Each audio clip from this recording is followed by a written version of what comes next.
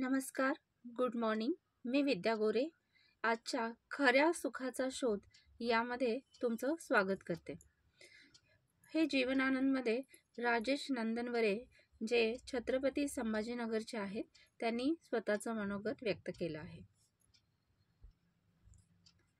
माणसाला मिळालेले जीवन ही निसर्गाने त्याला दिलेली मौल्यवान देणगी आहे.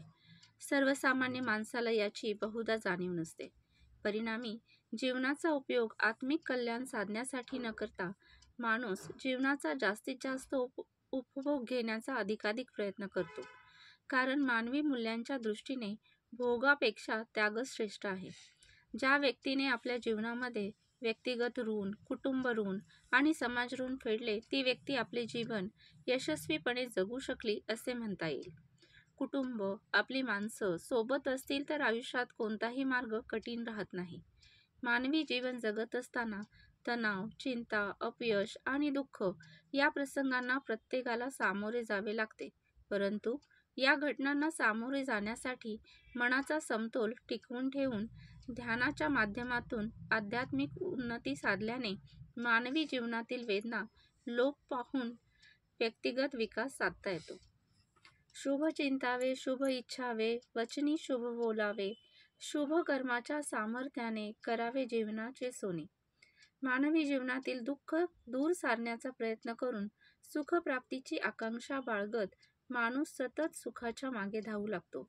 परंतु सुख कशाला म्हणतात तेच न कळाल्यामुळे सुखासाठी केलेली खटपट म्हणजे मृगजळाच्या मागे केलेली धावपळ ठरते.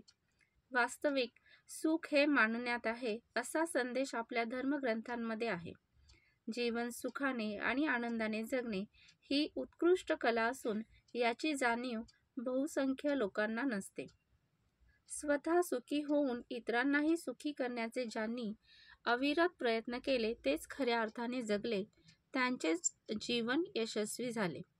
अनेक समाजसुधारकांनी कोणतीही महत्त्वाकांक्षामणी न बाळगता व्यक्तिगत जीवनात त्याग करून इतरांचे जीवन सुखी आणि समृद्ध करण्यासाठी सर्वस्व अर्पण केले.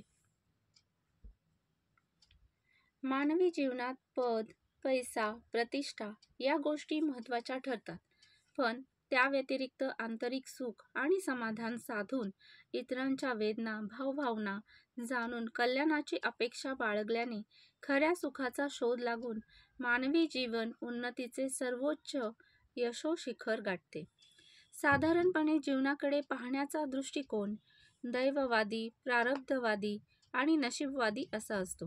परंतु वैयक्तिक जीवनात मोठे ध्येय गाठायचे असल्यास चांगल्या सवयींचा अंगीकार, उच्च आदर्शवादी नैतिक मूल्यांचे अनुसरण आणि स्वतःवर विश्वास ठेवून कठोर परिश्रम केल्याने आपण कोणत्याही क्षेत्रात यशस्वी होऊ शकतो. कधीकधी निसर्ग किंवा अदृश्य शक्ती माणसांच्या यशाच्या मार्गात संकटे उभी करतात.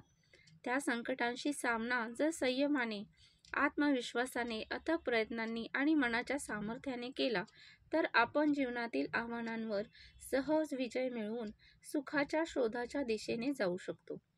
जीवनात सर्वांनाच विविध संकटांना तोंड द्यावे लागते. सुख आणि दुःख हे कायमचे कधीच नसतात. काही जण संकटाच्या वेळी पूर्णपणे हताश आणि निराश होतात आणि दुसऱ्यांवर दोषारोप करून मनाचे समाधान मिळवण्याचा प्रयत्न करतात.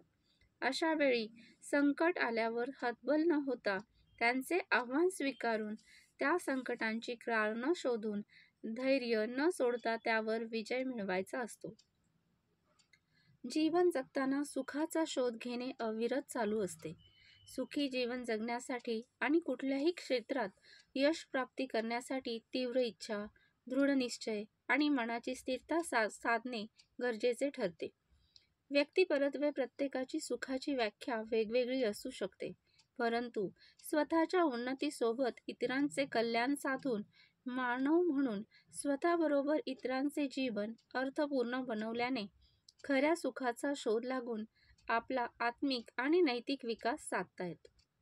धन्यवाद.